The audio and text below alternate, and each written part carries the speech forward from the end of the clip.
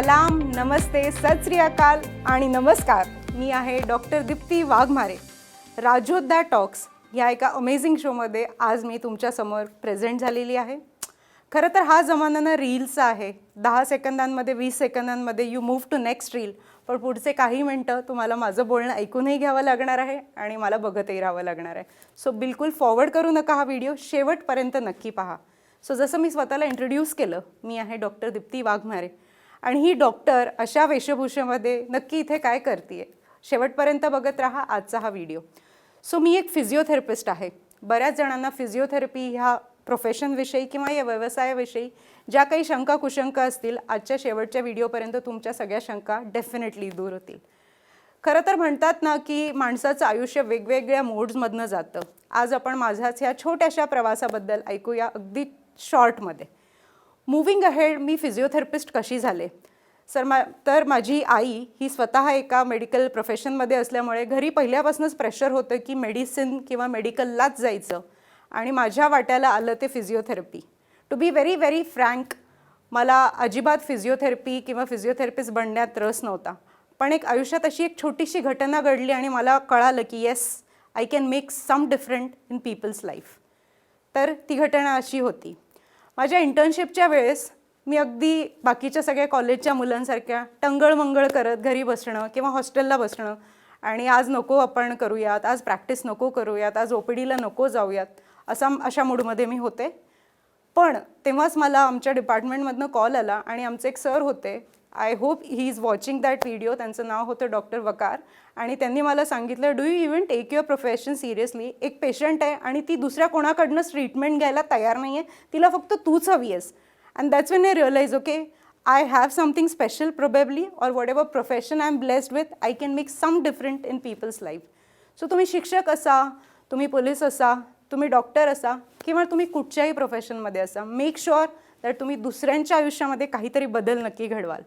So फिजिओथेरपीची माझी जेव्हा ही सुरुवात झाली व्यवसायाची, मी सुरुवातीला औरंगाबाद येथे काम केलं, त्यानंतर काही महिने मी मुंबई येथे काम केलं. मुंबईचं हवामान काही मला आवडलं नाही, मानवलं नाही आणि मग मी पुण्यात आले. पुण्यात आल्यानंतर माझं लग्न झालं आणि त्यानंतर एका टिपिकल मॅरिड मुलीसारखा माझा प्रवास सुरू झाला.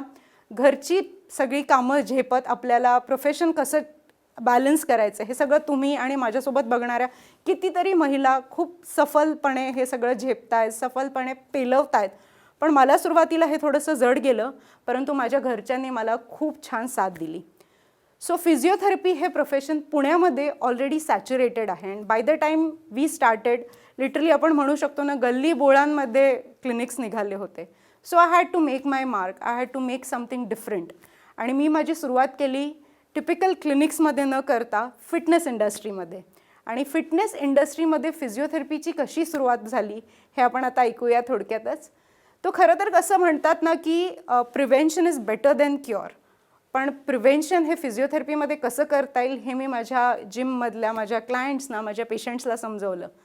असं करत करत वेगवेगळ्या हॉस्पिटल्समध्ये, वेगवेगळ्या क्लिनिक्समध्ये हळूहळू मी काम करत राहिले. खूप काही शिकायला मिळालं, खूप काही मी शिकवलंसुद्धा. I hope it has make some different. आणि ह्या प्रवासामध्ये एक शेवटी अशी घटना घडली की जिथे मला खरंच माझ्या पेशंटला किंवा माझे जे पेशंट्स असतात त्यांच्या दुखण्यांना, त्यांच्या वेदनांना एक मी कनेक्ट झाले. सो झालं असं की I was working round the clock. म्हणजे माझा हजबंड मला नेहमी म्हणायचं की दीप्ती तुझे 2 क्लोन बनव, एक घरच्यांसाठी आणि एक हॉस्पिटलसाठी. अशा पद्धतीचं माझं काम चालू होतं. आणि सकाळी 8ला आमचे होम व्हिजिट्स, त्यानंतर क्लिनिक, त्यानंतर हॉस्पिटल OPD, त्यानंतर जिमचे कन्सल्टिंग, असं करत करत मी अगदी थकी भागी अशी घरी, आपण पाहतो ना कुठली ती ॲड बरं, डमकुलची बहुतेक, की सगळं सूरज आपली सगळी एनर्जी खेचून घेतं, तशी अशी दीप्ती एकदम ड्रेन झालेली घरी यायची.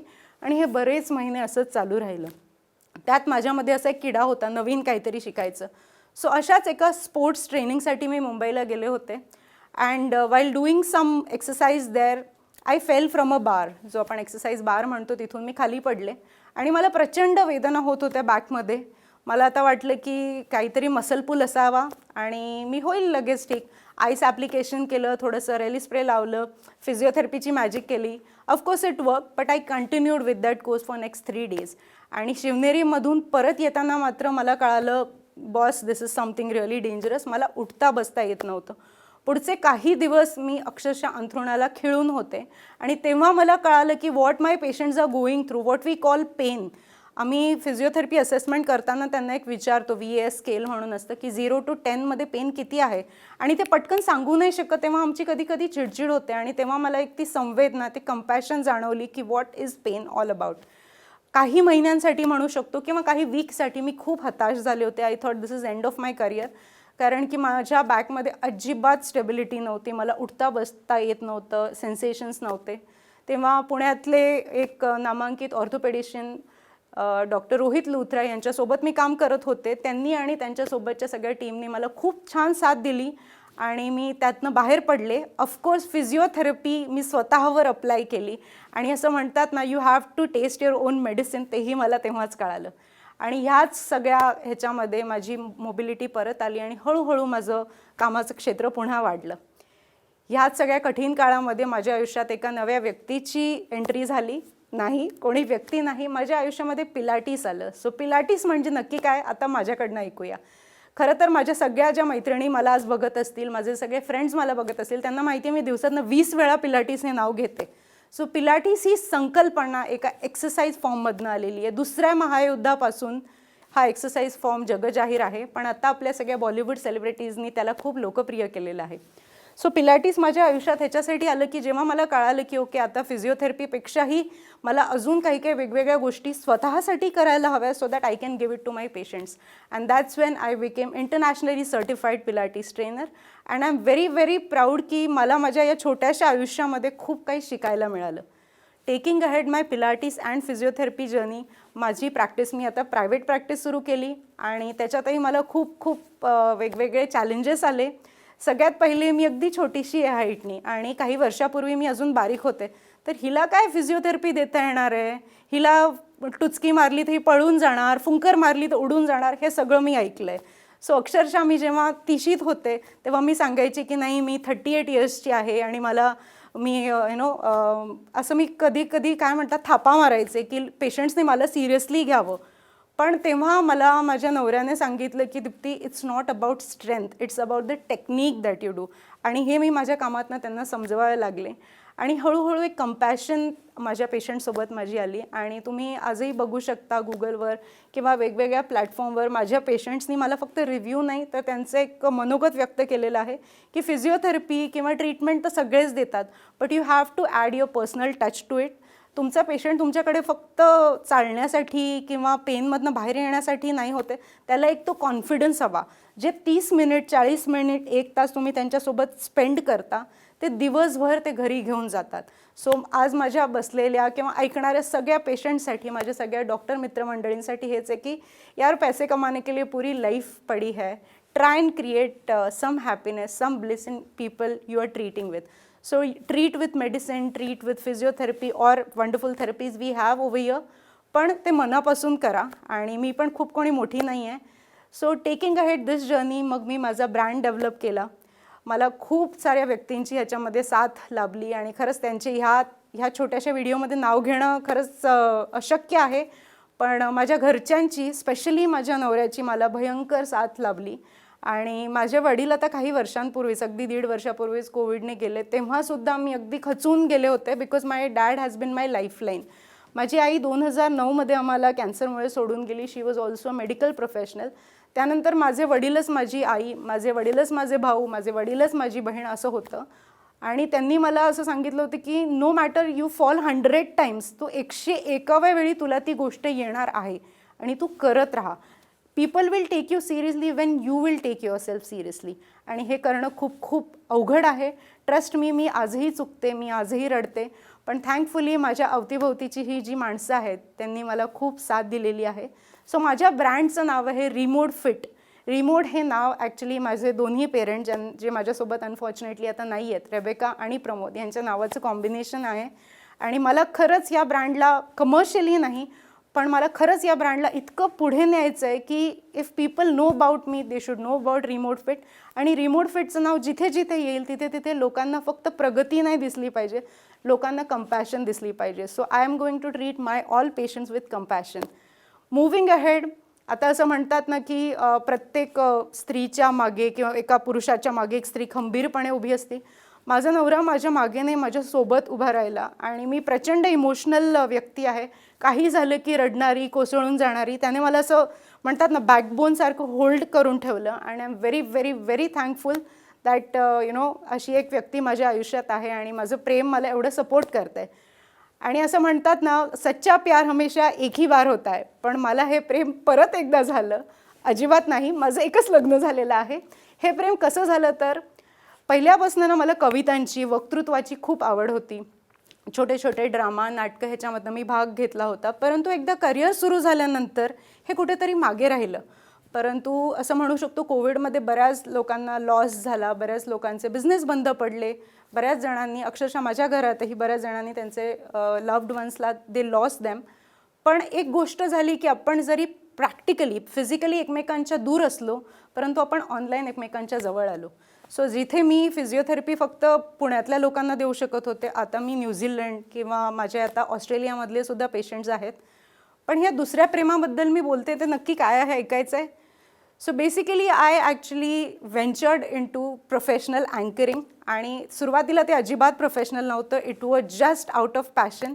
People started liking it. I started working towards it. मी व्हॉइस मॉड्युलेशनचे कोर्सेस केले आणि मला पहिल्यापासून आवड होती नेहमीच थोडी बहुत ॲक्टिंगची किंवा वाचण्याची, गाणं म्हणण्याची आणि मेन म्हणजे लिहिण्याची. सो त्यातनं हे हळूहळू जोपासत गेलं आणि आज मी तुमच्या समोर उभी आहे. मी खूप काही मोठे मोठे कारनामे केले नाही आहेत अजून खूप आयुष्य बाकी आहे आणि खूप काही काही करायचं आहे. सो ह्या सगळ्या माध्यमातून, राजोदय टॉक्सच्या माध्यमातून मला एवढं सांगायचं की आयुष्य किती मोठं आहे ना हे खरंच अजिबात इम्पॉर्टंट नाही आहे. त्या आयुष्यामध्ये तुम्ही काय काय करताय ते इम्पॉर्टंट आहे.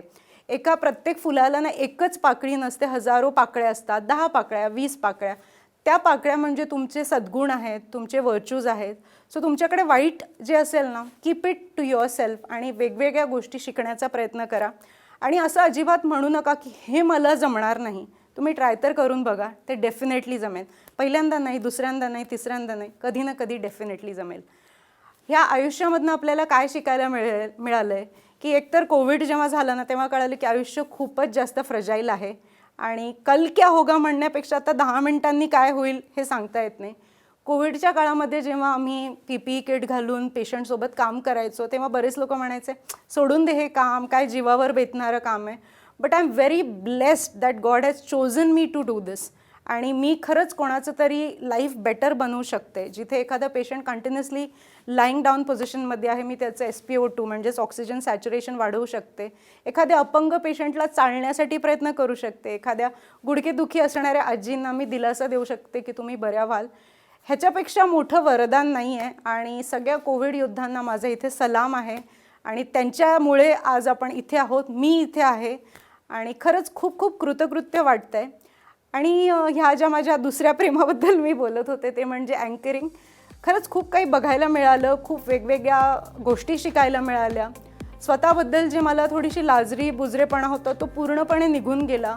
सोशल ऑकवर्डनेस निघून गेला आणि आय एम व्हेरी ब्लेस्ड की राईट टाईममध्ये माझ्याकडे या अपॉर्च्युनिटीज आल्या. सो ज्या सगळ्या व्यक्तींनी मला इथे साथ दिली त्यांना मी पुन्हा एकदा थँक्स म्हणू इच्छिते. आणि ये तो बस ट्रेलर था बॉस, पिक्चर अभी बाकी है आणि खूप खूप खूप काही करायचं आहे. रिसेंटली मिळालेल्या अकलर्ड्समध्ये एक आत्ता नुकतंच मी एक ब्युटी पेजंट जिंकलं, जे माझ्यासाठी सुद्धा खूप मोठा धक्का होता. जेव्हा माझं नाव अनाऊन्स करत होते तेव्हा मी म्हटलं बहुतेक दुसरी कोणीतरी डॉक्टर दीप्ती वाघमारे आहे बहुतेक. And I was like okay that's not me. पण तुम्ही काहीही करू शकता. अशी कुठचीच गोष्ट नाही आहे की जी तुम्ही करू शकत नाही unless you don't fit into it. उद्या तुम्ही म्हणाल की ओके मला UPSCच्या परीक्षेमध्ये पास व्हायचं आहे, पण तुमचे एज नसेल तर तुम्ही कदाचित नाही करू शकणार. पण तुमच्यासाठी असे टार्गेट सेट करा जे तुम्ही करू शकणार नाही आणि तरच तुम्ही ते करू शकाल. आणि असं म्हणतात कुठचीही गोष्ट ना तुम्ही सारखी सारखी म्हणाल तर universe is listening to it. Manifestation नावाची एक गोष्ट असते. I don't know how many of you know about it. पण सारखी म्हणत राहा आणि नुसतं म्हणू नका, त्याच्यासाठी प्रयत्न करा. आणि ह्या सगळ्या प्रवासामध्ये खूप साऱ्या ज्या मित्रमैत्रिणींनी मला साथ दिली आणि ज्यांनी साथ दिली नाही त्यांचेसुद्धा खूप खूप आभार. They have made me a better person today. So आजपासून ते माझ्या शेवटच्या श्वासापर्यंत माझं हेच अगदी म्हणणं असेल की मला ना माझी खरंच एक खूप काय म्हणू शकतो दिली ख्वाहिश आहे की मला ना फिजिओथेरपी करतच मरायचं आहे. सो मी एक असं आहे की शेवटच्या श्वासापर्यंत, शेवटच्या दिवसापर्यंत, I don't know how many lives God has really chosen for me, how many days I have still to live. But प्रत्येकाला त्याच्या पेनमधनं बाहेर काढण्यासाठी, त्याची क्वालिटी ऑफ लाईफ जी आमच्या फिजिओथेरपीचा मोटो आहे, त्याच्यासाठी मी नेहमी झटत राहीन. आणि anchoring is like boss my love, so it will always come there. ही जी दीप्ती तुम्ही ह्या समोर बघताय, कॅमेऱ्याच्या समोर बघताय, ती तुम्हाला रिअल लाईफमध्ये अजिबात मिळणार नाही. मे बी असं म्हणतात ना, एका व्यक्तीमध्ये 2 पर्सनॅलिटी असतात. So this is my second personality और my alter ego. So just before saying goodbye मी एवढंच म्हणेन, सीढ़ियाँ उन्हें मुबारक हो जिन्हें आगे बढ़ना है, मेरी मंजिल आसमान है, मुझे मेरा रास्ता खुद बनाना है. नमस्कार.